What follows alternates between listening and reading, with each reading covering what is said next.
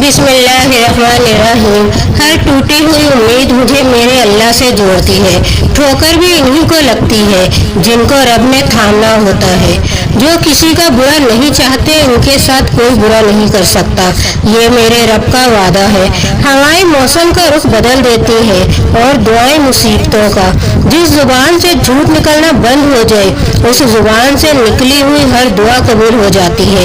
जो शख्स बर्दाश्त करने का फन जानता है वो शख्स जिंदगी में कभी कोई जंग हार नहीं सकता।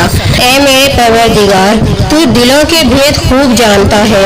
हमारी परेशानियों को दूर फरमा, दिली सुकून और अपनी मोहब्बत का गुलाम बना दे। ऐ मेरे मालिक, हमारी नादानियों, गुनाहों और नाफरमानियों को माफ फरमा दे। बेशक तू बड़ा रहमान है। लोग कहते हैं पैसा रखो बुरे वक्त में काम आएगा, लेकिन मेरा ईमान है कि खुदा पर यकीन रखो, बुरा वक्त ही नहीं आएगा। अर्श वाले से राब्ता मजबूत हो तो फर्श वाले आपको नुकसान नहीं पहुंचा सकते। बस अल्लाह ही बेहतरीन मुहाफिज है और वो सब मेहरबानों से बड़ा मेहरबान है। अल्लाह बेहतर करेगा, लेकिन अल्लाह ने अगर बेहतर ना किया तो ईमान रखो, अल्लाह बेहतरीन करेगा। वो दिन कभी मत दिखाना ए परवरदिगार के मुझ में ज़रूर आ जाए। रखना सबके दिलों में इस तरह कि हर कोई दाद देने पर मजबूर हो जाए।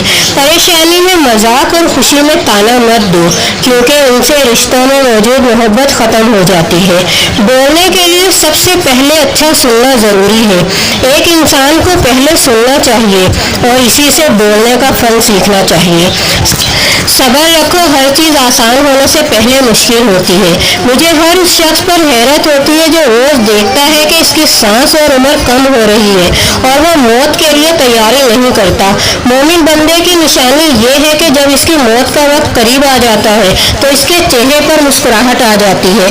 तकलीफ में सब्र से काम लो, क्योंकि सोने को आग से आजमाया जाता है और मोमिन को तकलीफ से।